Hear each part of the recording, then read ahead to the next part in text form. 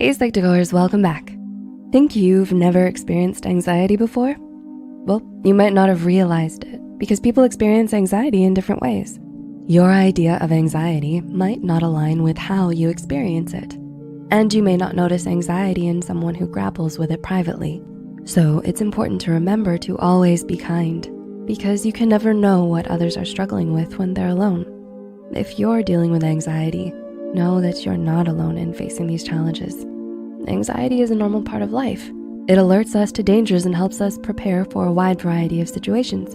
But according to the Diagnostic and Statistical Manual of Mental Disorders, DSM, anxiety becomes a disorder when it starts to impact daily functioning and different aspects of life. With that said, here are 5 things people with anxiety secretly do alone. Number 1, overthink, overthink, and overthink. Anxiety disorders are characterized by excessive or disproportionate worry and fear that gets in the way of daily activities. It may not be as obvious to other people, but those who struggle with anxiety tend to overthink while in the presence of others and when alone. Many people who struggle with anxiety tend to dwell on negative thoughts about themselves and their past. They may replay these past events in their head over and over, trying to think of what they could have done differently, and may also imagine possible future events to try and anticipate things that might go wrong. 2, confine themselves to their comfort zone. Everyone feels anxious now and then, but those struggling with an anxiety disorder constantly adjust their lives to cater to it. They may stick to activities that calm their racing thoughts or engage in pursuits that allow them to avoid the things that make them feel anxious instead of choosing activities purely for fun or interest. Like rewatching the same shows over and over because they don't have to feel anxious anticipating what might happen next.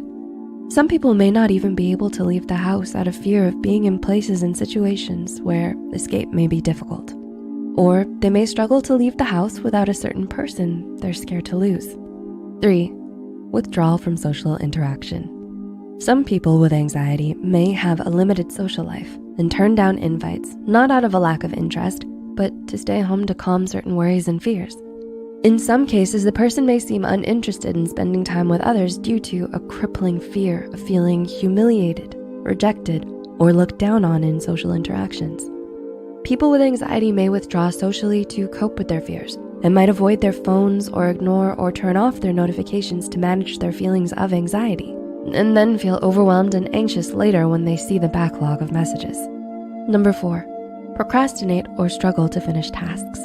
People with anxiety, especially high-functioning anxiety, may seem like completely put-together achievers, but they may also grapple with getting their work done when they're alone because anxious thoughts may force them to procrastinate. Anxiety also affects working memory, which makes it difficult to focus long enough to complete tasks, and so they may then have to rush to get things done on time, adding extra stress. Then number 5, tossing and turning in bed. Having anxiety doesn't immediately translate to nervous, jittery energy that others can easily detect. Someone with anxiety can seem calm and rested, when in reality they might be tossing and turning at night, unable to fall asleep because of their anxious thoughts. If they do manage to get some sleep, they might be restless or riddled with nightmares about their anxieties. For example, those with separation anxiety disorder may have nightmares about being separated from their loved ones. Anxiety disorders are complex and varied, but remember that a certain level of anxiety is normal. And anxiety disorders are those that cause significant distress or impairment in different areas of life. If you or anyone you know are struggling with an anxiety disorder, please don't hesitate to reach out to a qualified mental health care provider. Can you relate to any of these signs? Share with us in the comments, and remember to like and share this video with someone who might benefit too. As always, the references and studies used are listed in the description below. Until next time, take care, friends.